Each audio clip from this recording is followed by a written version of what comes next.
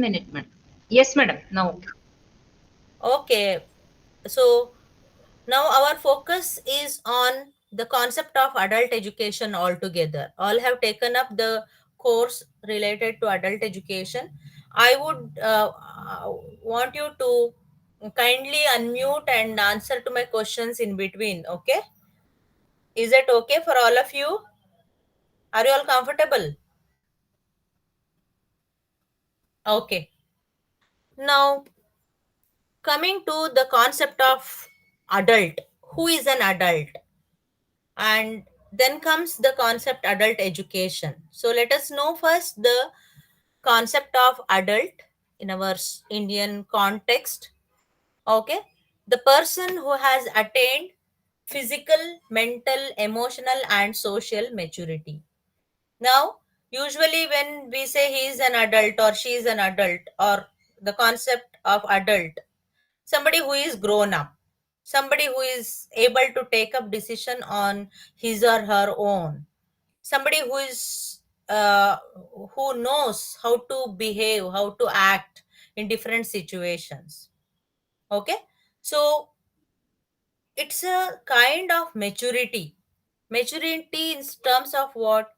So physical maturity refers to the growth of the body organs, etc., and its functioning, whereas mental maturity refers to the um, kind of emotions that we show, the kind of thought process that we hold, and the kind of ideas we have. Okay, all these and the attitudes, etc., all these come under mental maturity. And also the intellectual abilities with which we are able to deal with the day to day happenings, and also emotional maturity, which refers to our emotions. If you just happen to think of a small child in your home, what kind of emotion the child is having? Sometimes child is overwhelmed with the happiness, sometimes the child is moody, sometimes child cries for something. Okay, but not in case of adult we find this, or if we find this kind of emotion in an individual, then we can't say that the individual is grown up or an adult. So there is emotional maturity, one who is able to control the emotions, one he is who is able to regulate his or her emotions, that is nothing but a person who is called as an adult. And also social maturity. In case of social maturity, we know what are our responsibilities, duties and responsibilities with respect to society. All of us human beings, we are a part of a social context, or we are a part of a society wherein each of the individual in the society has the responsibility towards the society. We may be a part of a family, and family, it is a fundamental unit of a society.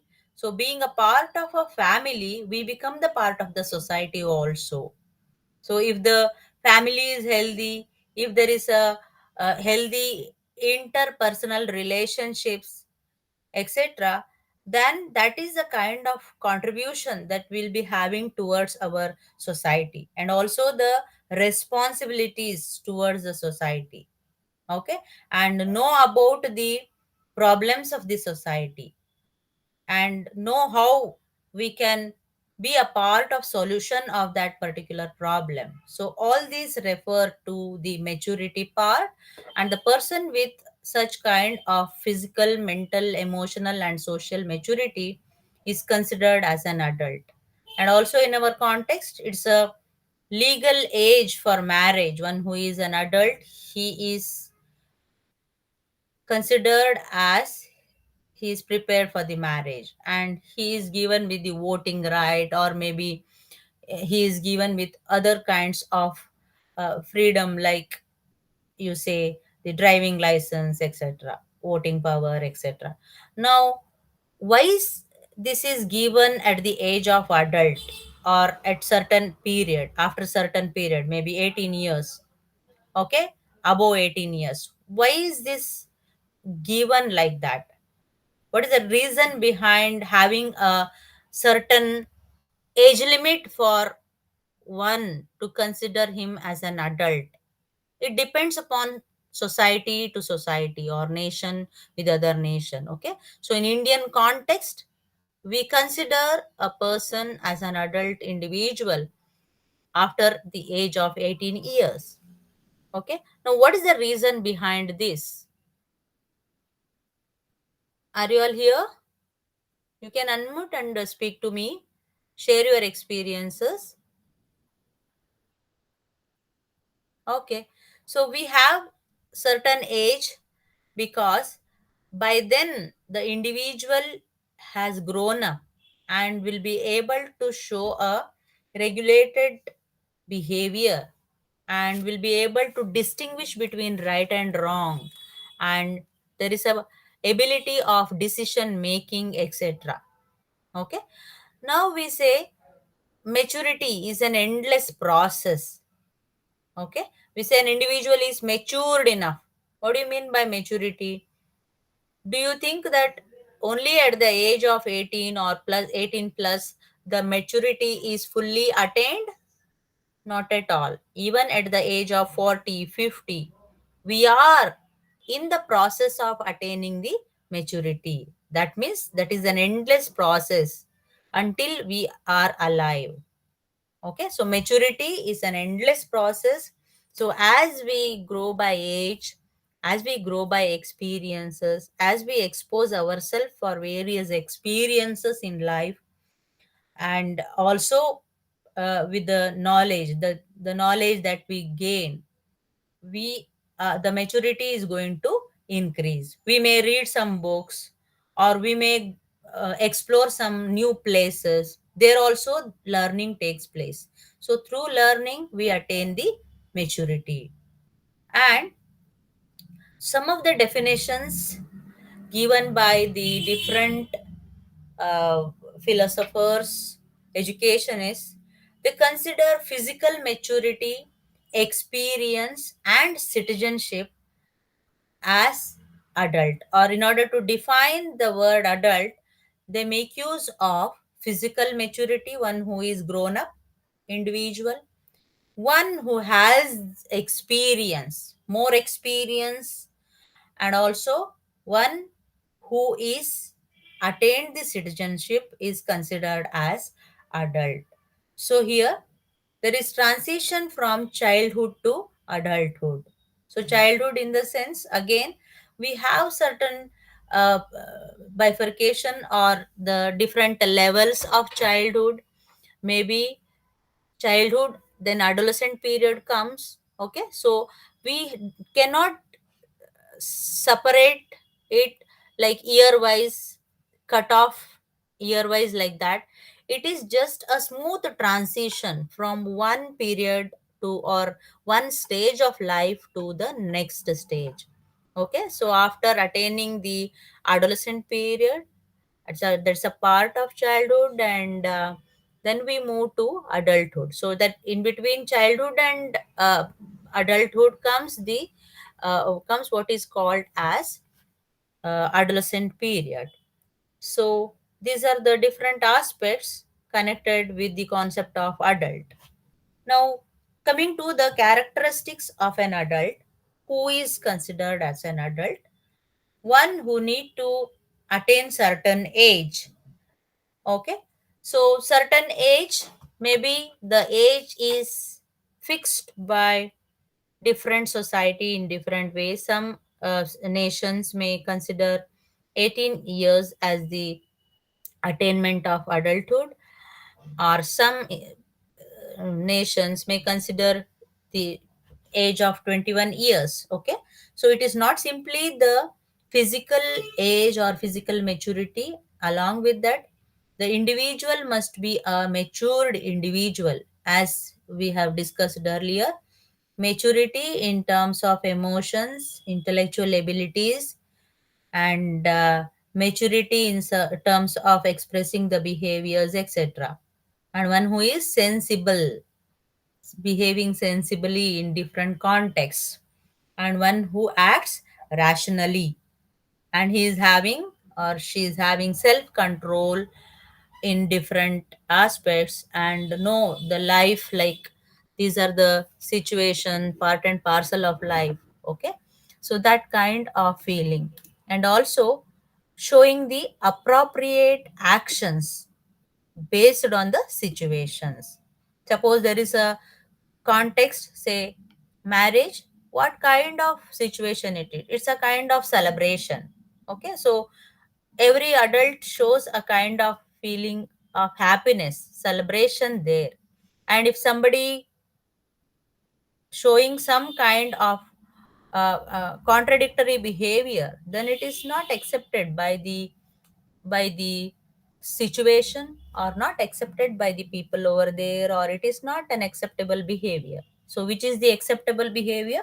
The behavior which is appropriate to the context, that is called as appropriateness of the actions, and also the responsibility that he or she is holding. Okay, so owns up responsibility for the action. So whatever the action I do, I take up that responsibility. Suppose I take up some decision, like this should happen like this only, or the decision of, say, purchasing something for my family. So that is the action from my side, and I owe the responsibility for that. And if it works well, then fine. And if there is some defect in it, maybe some gadget you have brought home, and if there is some defect, or if it does not last long, so that is a kind of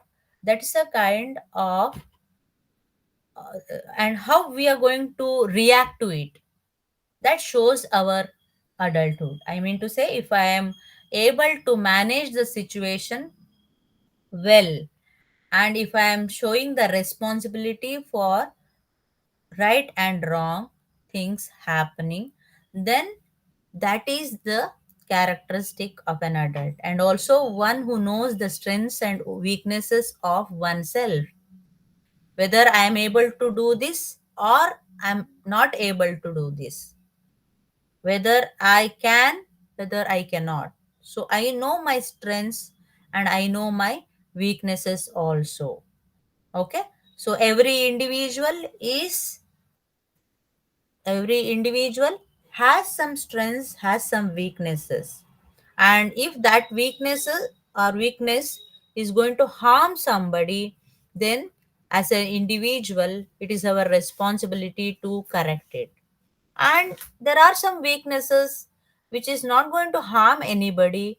And for example, I'm weak at some subject, and that is not going to harm anybody. I'm weak at general knowledge, and sometimes if I feel that I should improve upon it, I am going to do it. Okay, so but I should know that it is my weakness.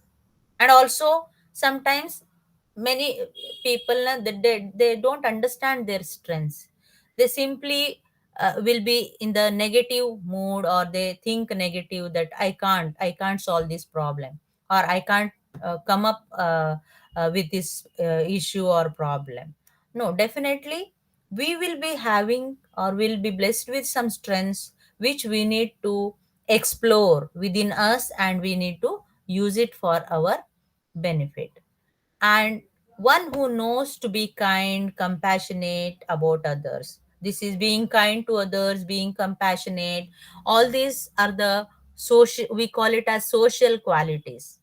Knowing about others, or being a part of social unit. It may be family, it may be workplace, or it may be the school. If I'm a student, a part of school as a unit. So in all these different contexts, if I'm able to know my team members, or my family members, or the people around me, and if I act accordingly, and my behavior should be accepted by the other members of the unit. Okay, that becomes the social quality. And I must be able to, the adult individual must be able to show such social qualities also. Now, coming to how to become an adult. Okay, so becoming an adult, one is it's because of nature we become old, so age is added. 1 year child becomes 2 years, 3 years, so on. So age is there added, and we reach the age of say 18 or so. So what happens? There is a age. Now if we are able to add on with the age, is that sufficient? Then will that individual be called as an adult? How do each of us have attained adulthood? Is it only because of the age we are adults now? What else is there with us along with the age? If I am 40 plus, that is my age. That age is there, and along with the age, I have education also. So, what is the purpose of education? Why do we need education? Even without education, we definitely would reach certain age. That is that is by nature. But an individual becomes adult through education, because education, when I say, it's a lifelong process, and education gives us varied experiences. Okay, and education makes us all round development of the personality, or our personality is shaped by education. And different dimensions of personality, what are the different dimensions? We have intellectual dimension, we have social development, we have language development, we have the other developmental areas. And with respect to all these different dimensions, we are able to learn, we are able to show our capacities, we are able to attend or attain certain skills. So education has taught us to think, to solve our problems, and also act in a desirable manner. So here we become adult because of age, because of our experience, and because of the education that we are going to get. So all this together, an individual is considered as an adult. Now, there are some misconceptions also with respect to adult education. Now, what are the misconceptions? When we say adult education, people consider it as adult literacy, like adult giving education in terms of or helping the adults to read, write, and use the fundamental numerical aspects or fundamental numerical concepts. One who is able to read, one who is able to write, and one who is able to make simple calculations. So that is adult literacy. It is a misconception. What is it then? Adult education is beyond literacy. It is not simply helping the individual to read, write, etc. Because only with this can you think an individual becomes a fully grown up individual, or can we call that individual as a fruitful individual, or can we call that individual as an adult, one who knows to read, write, and do some simple numerical calculations? Apart from that, there are many, many more things needed for an individual. The second misconception, whether it is formal education or non formal education. When we say adult education, where is it given and how is it given? Okay, so coming to formal and non formal, I have the next slide. I am going to explain that. So, with people are in confusion whether it is given formally or non formally. And there is one more word called as informal education. Okay, so in India, it depending upon the context, from different uh, period of time, it was given name as community education, adult literacy, adult education, workers education. It was named differently depending upon the context. Okay, so according to Agarwal, there is a definition. Adult education can't be explained. There is no proper definition as such. It has to be seen in cultural context and in the nature of the activity. In our context, for our community, if we want all the educated individuals to handle different aspects of the society, then we need to educate them, and then we need to see that those individuals lead life successfully. When we say contribution to society, it doesn't mean that somebody is going for some invention or finding something new or generating something new and helping people in a um, in a different way. All of us cannot do that. But even then, we are contributing to society. Each one of us are contributing to society in one or the other way. How? Because as educated individuals, as an educated individual, I know my responsibility towards society. I know responsibility towards my family. I know my responsibilities, duties as a member of some group or some team or some organization. If I'm working in a workplace, I know the responsibility there, and I see that everything goes smoothly on day to day basis. I'm not going to disturb anybody.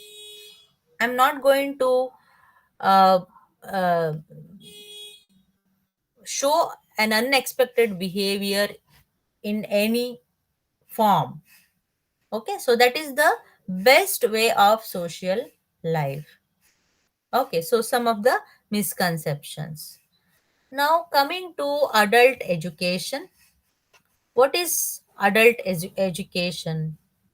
It is post vocational education. Adult education is considered as post vocational education. I mean to say, we have what is called as formal education in the beginning, or basic education is attained, then we move for higher education or we move for vocational education, because the ultimate aim of education is what is the ultimate aim of education? It is to become independent individuals in the society, and we take care of ourselves. We involve in a profession or vocation. We earn our livelihood and become independent and contribute to the economy of the society, economy of a nation. So once this kind of formal education is attained, education is never ending process, or it is continuous throughout our life. So some have the argument like it is post vocational. Once we attain a vocational training and get into some job, etc., from there the adult education begins. So we have many more things to learn, many more things to understand in terms of gaining knowledge, in terms of getting aware about something and also attaining some skills. Okay, if I am a carpenter, then I learn carpentry and get into the field. And even in the field also, I need to refine my work, I need to add on to my work, I need to update myself with the work.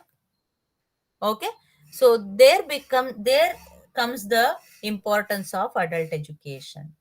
And some have the discussion like education for the deprived class, those who did not get into formal education, or they did not have the opportunity of formal education, they will be given with this kind of education, or the education that is given for such category, call it as adult education. In our society, we say there is formal education, wherein the basic education from 6 to 14 years, all children must be there in the formal sector. All children are expected to be there in the formal education. But it is not happening. The children of age group 6 to 14 years, not all children are in the formal sector. Some children, because of the poverty, because of lack of interest in learning, because of lack of um, something else, or lack of support from the family, they do not attain formal education. They don't want to. So such kind of children, they are called as out of school children. And for them also, probably there are opportunities to get education. Suppose there are dropouts, they attend class for 2, 3, 4, 5 years and they become dropouts. For them also there is an opportunity for continuing their education. So that is called as adult education. And it's training in basic skills of learning. When we say adult education, it is the training given for the adults in basic skills of reading, writing, arithmetic, etc. Okay, because why our focus is on adults, there are various ways adult education is given. One among them is focusing on illiterates, making them literates, helping them to lead their life comfortably on day to day basis, teaching them how to calculate, how to save money, and how to spend money. So all these things are taught to them, becomes adult education. Sometimes it is part-time education, sometimes it is full-time process also. So part-time means those who are working may have the opportunity to sit for 1 or 2 hours in a day and spend time for learning. And maybe for some there is a stipulated time of say 3 months or 4 months time, wherein they are trained with certain abilities and skills as full time process. And it is sequential and organized activities also. We know the formal education is more structured today. We have level specific content that we teach, first grade, second grade, third grade, okay, in a sequential manner. They are interconnected. The knowledge that we give at different levels, they are interconnected with each other. It is, we call it as sequential. And even in case of adult education, the sequential steps are followed. It is more systematic in nature, and all the activities are planned for adults in a systematic way. And it's a part of cultural development also. In the Indian context, we have our own cultural uh, history, we have our own cultural backgrounds with which we lead our life. So, culture refers to the way of our life, maybe our food habit, maybe the language that we speak, maybe the clothing that we have, maybe the utensils that we use, maybe the religion festivals that we celebrate. So all this together becomes culture. So now when we say language development or the interpersonal communication, etc., all these are a part of culture and we learn through education. Okay? The better way of communication, better way of dealing with the people, know about the emotions of others, know about values, know about right and wrong. Okay, so and also adult education is communication between transmitters and receivers. Here also we have transmitters giving education, and receiving end there are learners, adult learners. And also it's a program for adults, and it's general, non-formal, vocational, and non-vocational. So in all these forms adult education is given. Okay, it is given in general, it is given in non-formal way. Formal way is in schools and colleges with specific time, specific duration, and also there are teachers to teach with specific content. That is formal. Non-formal, there is no specific rigid place for gaining knowledge. There is flexibility that is given in many ways. For example, the IGNO learning in IGNO becomes non-formal education. And also vocational education related to particular vocation, getting the training and also the knowledge related to it, and also non-vocational aspects also. And it is not restricted to any particular level. So all these are the characteristic features. And there are some terms that are explained, which are associated with adult education. It is sometimes considered as uh, fundamental education. Suppose there are illiterates and they are deprived of formal education, no education is attained during the initial period of growth, but every individual need to undergo the fundamental education process. So they need to attain minimum level of education. Every individual in the society need to attain minimum level of education. Then what do you mean by minimum level? We have different subjects. Maybe we have languages, we have mathematics, we have science, we have social science. But for an individual, the essentials for an individual to lead a comfortable life. Now, what is that which is essential?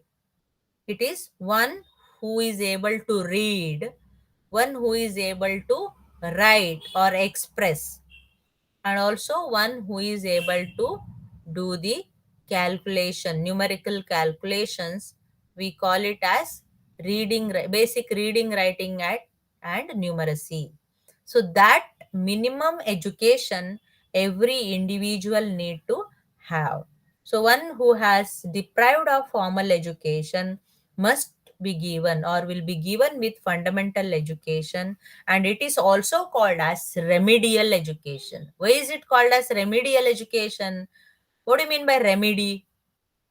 When we have some issue, we have some health problem, when our health is not cooperating, we go to doctor to get the remedy. Okay, so problem is solved by medication.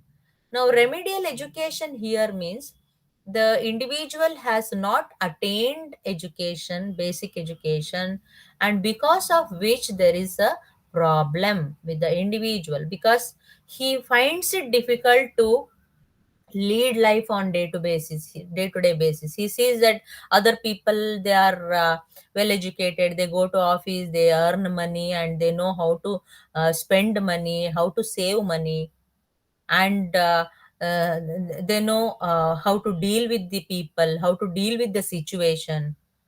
But somewhere, as an individual, the uneducated person feels like I am deprived of something. I should have gained that. I should have had that opportunity. Okay.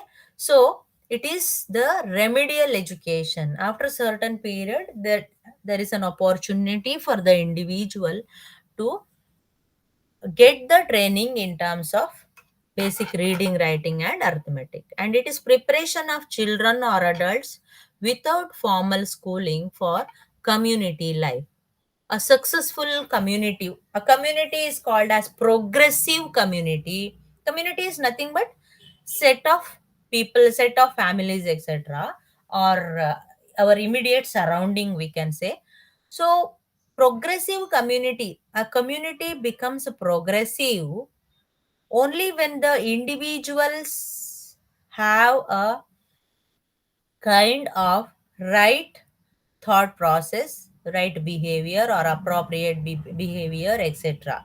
Or every individual is able to successfully lead life without any hurdles. That is possible only when each of the individual attains education. Each of the individual gets into education, then only the community becomes more progressive in nature. Okay. For that reason, the fundamental education helps the adults, to those who did not have the formal schooling. It makes them, or it gives them the education in terms of the what you say, the minimum education that is needed for them to lead a successful life. And we have what is called as formal, non-formal, and informal education. So all these terminologies are connected with formal. So what is formal? As I said, all schools and colleges, there is a specific place to get the education. There is specific content or specific subjects to be learned with a specific time period.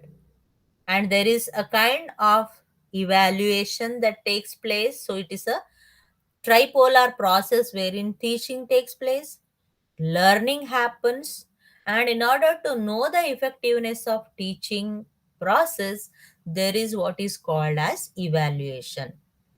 Okay. So all this teaching, learning, evaluation is more systematic in nature, and it is almost uniform with respect to the age. First grade child, how the child, what are the content, or what content need to be taught, or the child is able to learn, that is put in grade 1. When I say grade 10, then uniformly that age group will be learning or will be exposed to similar kind of experiences in the school. Okay, so that is formal education. Then coming to non formal education, here everything is there. There is content that they will learn, and there is evaluation that takes place, but it is not rigid in terms of formal education. There is lots of flexibility given for the individuals or learners. That is non formal education. And informal education, where do you find informal education? I'll take my child to park, and child observes something like there is a plant grown there and there is a flower. Okay. Now child keenly observes, or mother helps the child to observe that the flower has is seen along with the plant, so flowering plant. So child is able to learn something, not in the classroom, not having some content or not something in a rigid manner, but in an informal way, on day to day happenings. We get to learn things, we get to know many things by looking into the communication of some person, or the how there are some individuals who are very good at interpersonal communication. By looking into them, we also feel like, yes, I should be like that. Okay, there are many such instances. In an informal way, we learn, we continuously learn, we continuously add on to ourselves in the form of informal education. And there is what is called as deschooling, which is nothing but open education or non formal education, that is deschooling. And education out of school, deschooling also is considered as education out of formal schooling. For the education which is not a formal education is given with different names.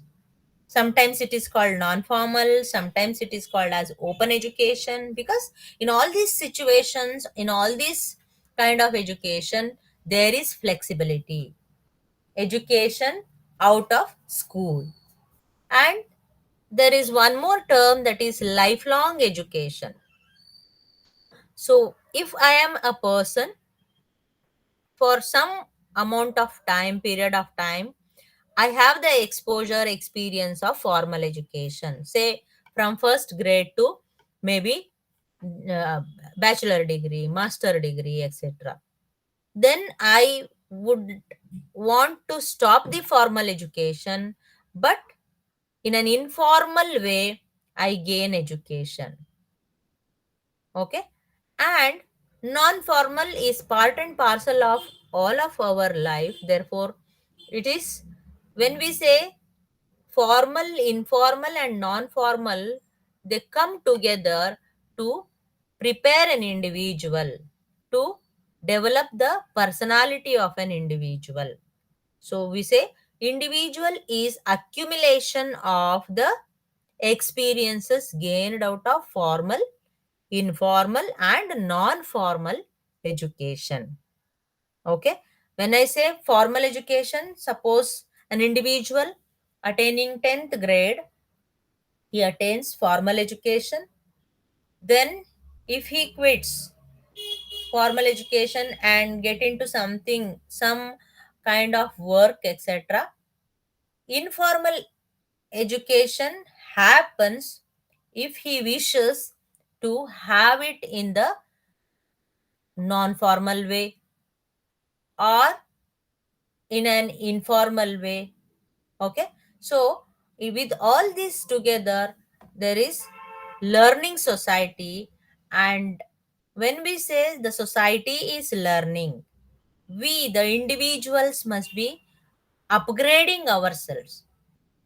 Our society is changing continuously. There is a rapid change in the society, societal aspects, or social change, we say.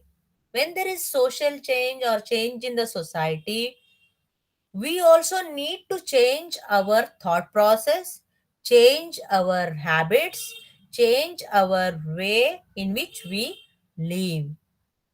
If we don't do, what will happen? If we don't adjust to our the changes in our surrounding, what will happen? It leads to clashes, it leads to mental disturbance. So there is no stability because I can't adjust to the surrounding. For example, in the metropolitan cities, because of traffic jam, they have found out various ways of means of communication, transportation, and one among them is metro train. Probably all of you have the experience. Now this metro train is uh, uh, used for easy transportation, and it saves time, etc. It's a change in the society. But as an individual, I feel like this bus and auto and other practices that we had previous in age old, it's a kind of practice till these days. Something new is introduced. I don't want to go for that. It is called as resistance to change. Now, if I don't want to use that, and all of my family members or neighbors, they make use of it and they get the benefit out of it, then I will be deprived of that benefit. I'm not updating myself to the change.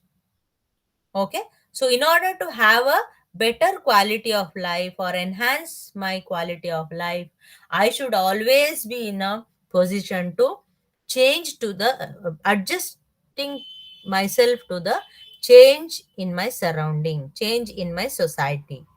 Okay, so that is called as lifelong education. Now coming to recurrent education, hope all of you are with me.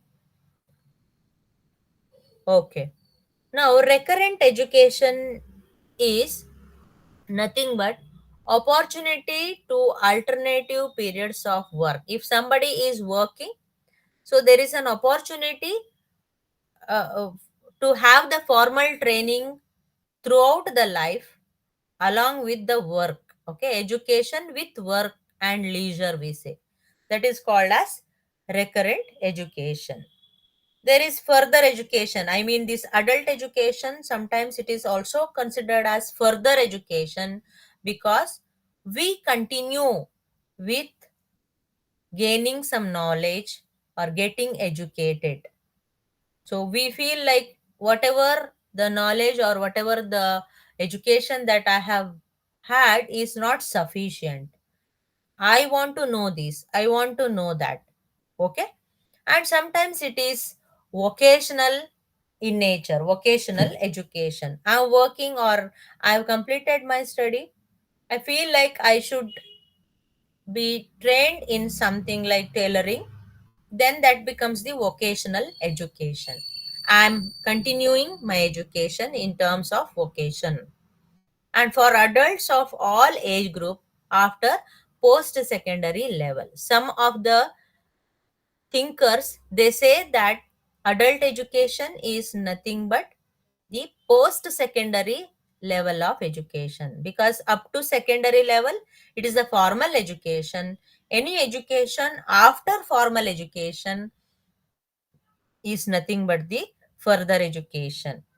Okay, and sometimes adult education also is referred to as continuing education, because see, all these terms, further education and continuing education, they all seems to be, or they give the similar meaning. All learning opportunities after full-time education is called as continuing education. It may involve vocational education or it may involve non-vocational education also. And it is also referred to as correspondence education, correspondence learning, wherein the learner is provided with learning materials and assignments are given, contact classes are conducted, and examination is conducted, and certification is provided. And also it is sometimes it is referred to as distance education. Distance, the word distance refers to the learner is distant place, the learner is from distant place, so education is important to imparted to distant learner, therefore it is called as distance education. So in case of formal education, what happens, the learner is in front of me. If I am a teacher, there is a learning environment and all learners are there itself, that is formal. So anything which is not formal, all will fall under such kind of distance or correspondence kind of education. Now, as a mandate, we have in Indian context 6 to 14 years of age group will come under or fall under formal education. So it's a free and compulsory education. It is a right of an individual to attain free and compulsory education. Now, after that free and compulsory education, any kind of continuation happens, that is nothing but the such opportunities come under, because by that age, maybe after 14 and some more years, probably the maturity is going to increase and one is able to attain the adulthood. Okay, and there are few more terms here in the block wherein uh, we have literacy, one who is literate. Literate means what? If I am a literate, I know to write my name, I know to write my father name, my mother name, my place of birth, etc. Okay, that is being literate. Illiterate, one who doesn't know to read, write, etc. And there is one word called as numerate. Numerate, the person is called as numerate because he is able to use paper and pen and do some calculations, find the interest, maybe simple interest when PTR is given, like that. Use a formula, solve examples. Okay, so one who is numerate. In our surrounding, we find so many people not able to use paper and pen, but still they depend on oral calculations. They orally calculate, okay, and they somehow would manage their life because of their illiteracy. So that is, he is called as innumerate. Okay, then we have what is called as functional literacy. So, functional literacy means what? I am literate. I am able to read, write. Now, in the classroom, something is taught to me, or I am taught with how to read, how to write. But that should be of some use in my day to day happenings. I should be able to read the board displayed over somewhere. I should be able to read the name of the tablet that I am taking. I should be able to write a leave letter or a letter to a person, to a family member. That is called as functional literacy. So I am literate, I am taught, or I am taught in the education sector to read, write, and calculate those things. What is addition? What is subtraction? I have learned. But functional numeracy means it's not simply to learn to add, subtract. If I happen to take 100 rupee note to the shop nearby and get some stationery items and get the change from the shopkeeper, accurate change from the shopkeeper, and come home. That is the successful use of the concept of number or numerical aspects ability. That is called as functional numeracy. Functional literacy, functional numeracy is emphasized today also by NEP, that is National Education Policy 2020. They say every learner need to be not only literate and numerate, they must be functional literates and functional numerates. Okay, There are various other forms of literacy like computer literacy, legal literacy, scientific literacy. Okay, being literate in all these aspects, functional literates. Okay, then there are words like pedagogy. Pedagogy is nothing but it's the art of science of teaching, how to teach this subject, how to teach mathematics, how language need to be taught to students. That is learning of that is pedagogy. And there is one more term called as andragogy. It is art and science of helping adults to learn. Andragogy is helping adults to learn. There is one more word called as humagogy. Humagogy means it involves all forms of education for human beings use. We have formal education, we have informal, we have non-formal education. All this together is what is called as humagogy. Okay. So in this block, there is also discussion about nature and characteristics of adult education. Now, coming to knowing about all these terms, we come to the aspect that is nature and characteristics of adult education. So, education given to adults, it is purposive in nature, it is community specific.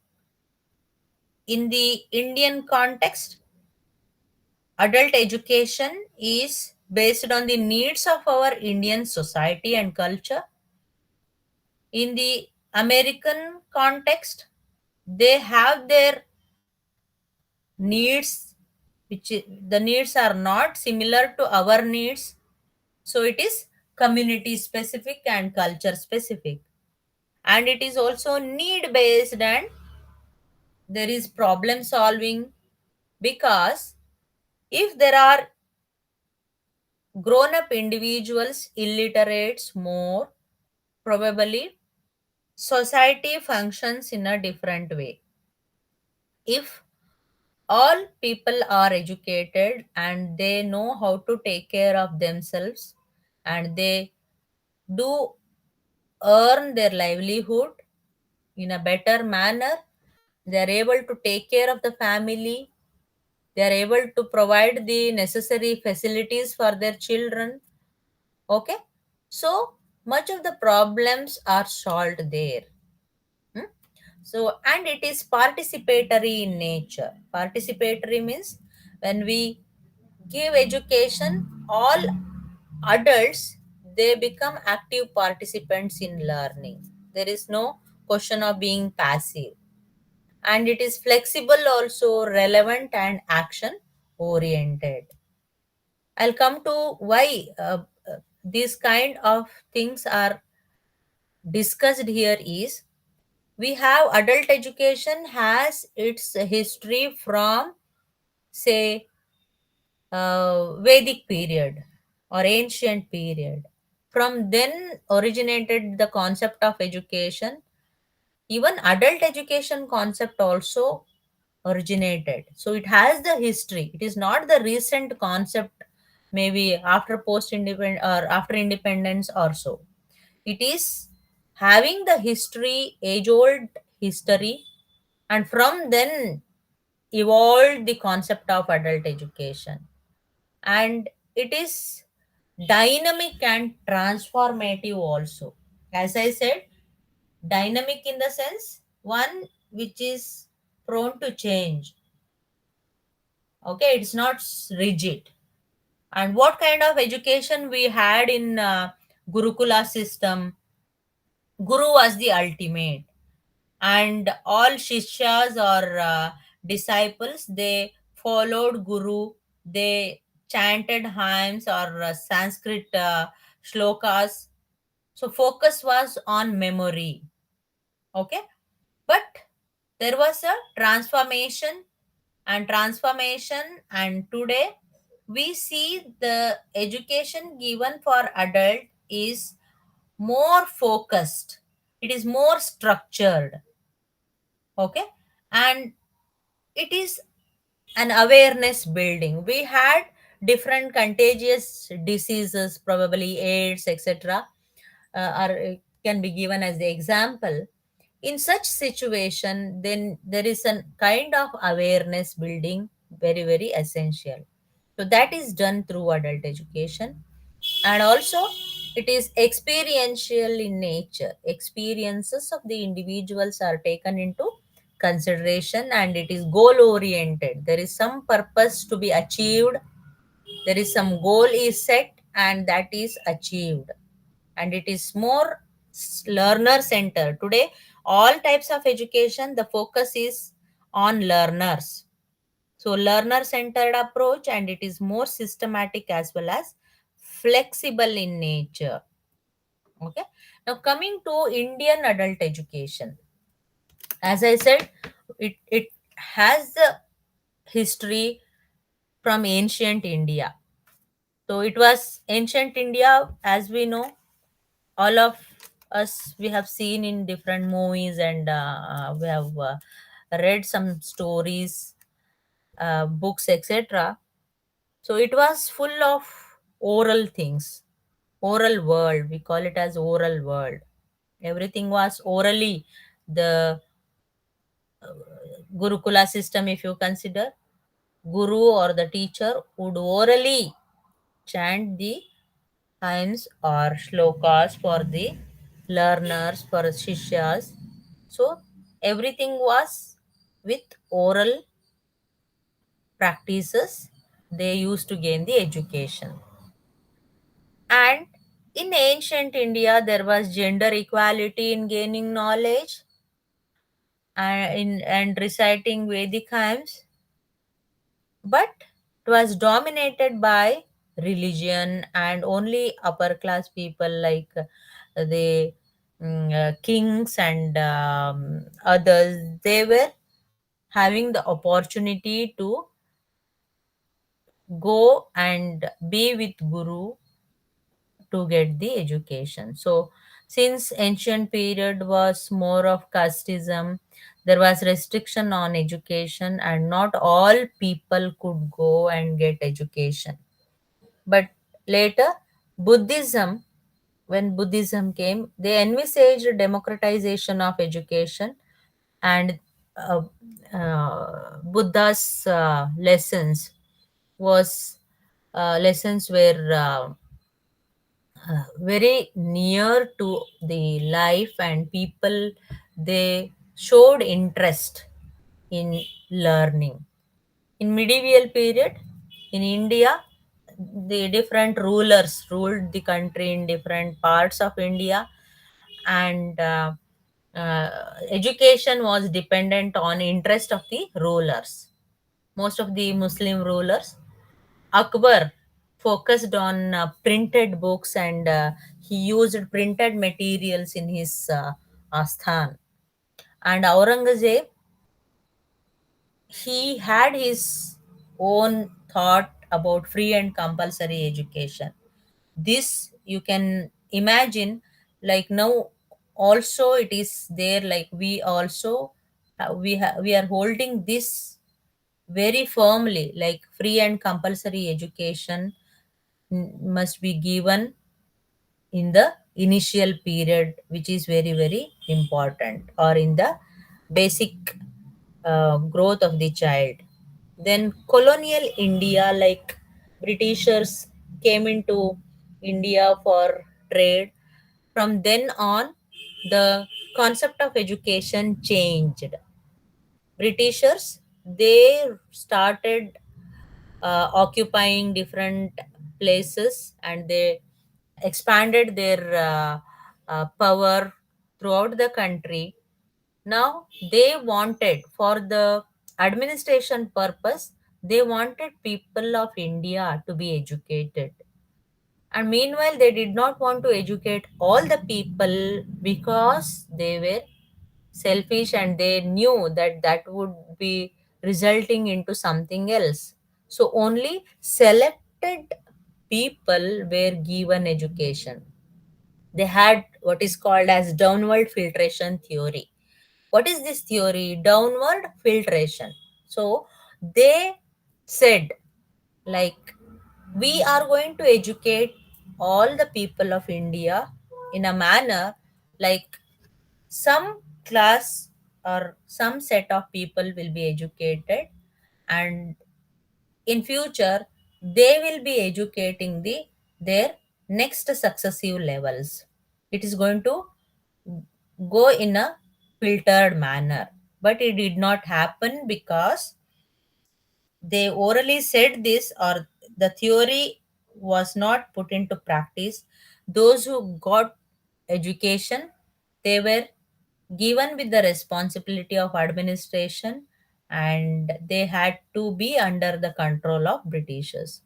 But social reformers, those who had the wish to educate the people of the country so that they'll rebel against, or they oppose the administration of Britishers, that was the purpose. And social reformers, they spread mass education in the country, and night schools were established, or the places were found, or arrangement was made for night schools to make them literates. Okay, so for illiterates there were night schools established.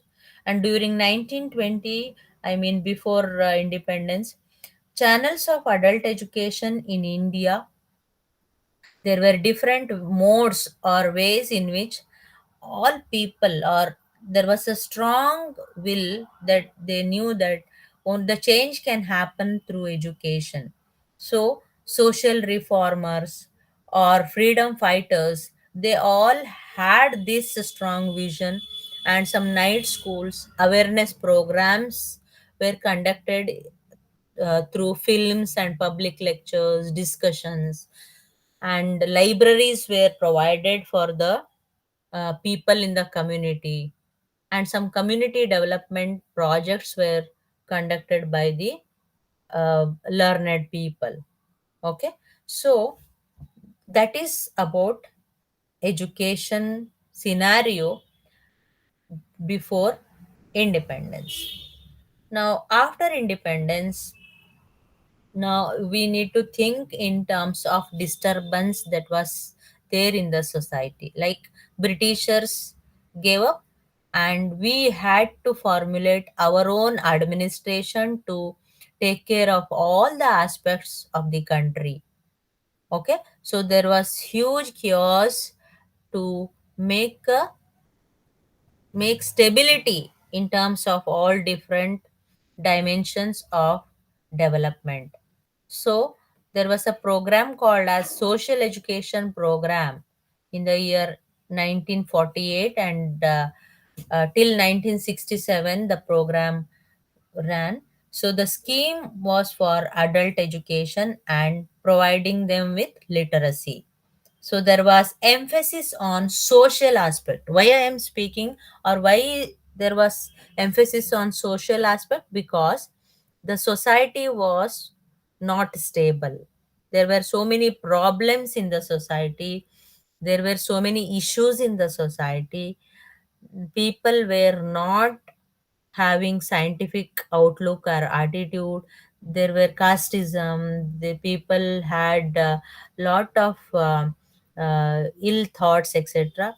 So these kind of issues were considered while educating the people. So social education program had the vision of coming out of these problems, and it aimed 50% literacy among the age group 12 to 45 years within 5 years, and 180 hours program. So they had the well planned program of 180 hours, every day 2 hours, with the ratio, teacher pupil ratio 1 is to 30. And it is not funds, okay, funds from UNESCO. So for this program, fund was obtained from UNESCO, and they were able to do something for the youth of the nation. And after that, came the program called as functional literacy program. As I said, functional literacy is beyond literacy. So it is preparing the individuals for social, civic, and economic role. So they must be able to lead life successfully in the society and be a part of economy. And directly related to development, high yielding varieties of seeds, because our India is was a nation having agriculture as a prominent vocation. So they wanted to give education in terms of what kind of seeds they need to use, how the agriculture process can be improved, what are the different yeah, equipments that can be refined so that the production is more or yield is more. In that angle, the people were educated. So functional literacy for adult women in terms of health and hygiene, food and nutrition, childcare and home management. Even education of women took the prominent role in functional literacy program.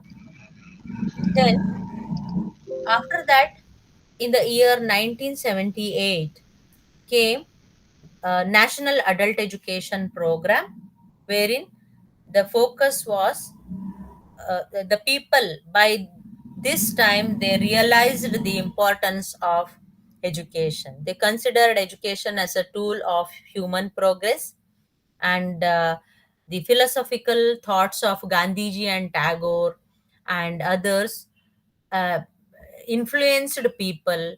And this program, national adult education program, was successful because of these kind of philosophical thoughts of the uh, uh, what you say, the reformers. And 10 months duration program was planned initially, then it was changed to 3-year program because there are much to learn by the education, adult education program. And women, SCST um, uh, people, they had the opportunity to gain education here. And in 1980, UGC provided grants for adult education because after independence, it is almost 30 plus years, and lot of changes took place, progress started, and they started giving education. And Nehru Yuva Kendras were expanded, and now also you can see under sports ministry we have this Nehru Yuva Kendra established in different places. They conduct various activities for youth and their development.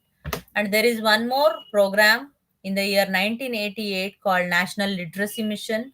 And there was emphasis on skill development, awareness about national goals, and literacy campaigns were conducted.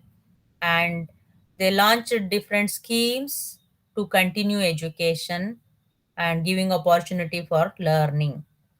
And at the global and national level, the scenarios were in the global level, UNESCO they supported adult education and basic education after World War II because of this war and its consequences. People suffered a lot, and ignorance was the main thing. And all of the countries, they understood, realized the importance of education globally. So multiple literacy and skills related to the changing demands was important. And adult education departments and universities were established worldwide, everywhere. And at the regional level also, like Asia, then Central Asia, etc. So there were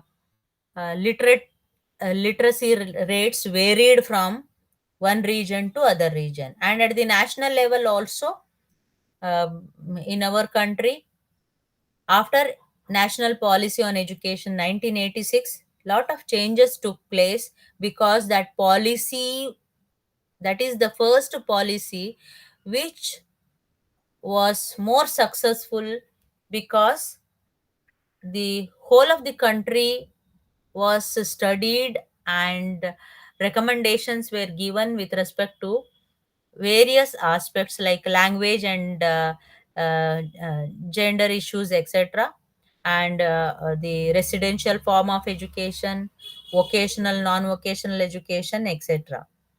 Okay, and even at the international level also, uh, UNESCO and UNICEF, they work to see that the adult literacy program takes place in all the countries. So recent years, in the year 2000, education is key goal in the development goal, millennium development goal, to reduce poverty in the world. And also adult education is mentioned in goal 3 also. Okay, so these are the different perspectives, and with this I'm going to conclude my session. Stop sharing. Conclude my session, and will continue in the next class. Ma'am, hello, learners, do you have anything to share?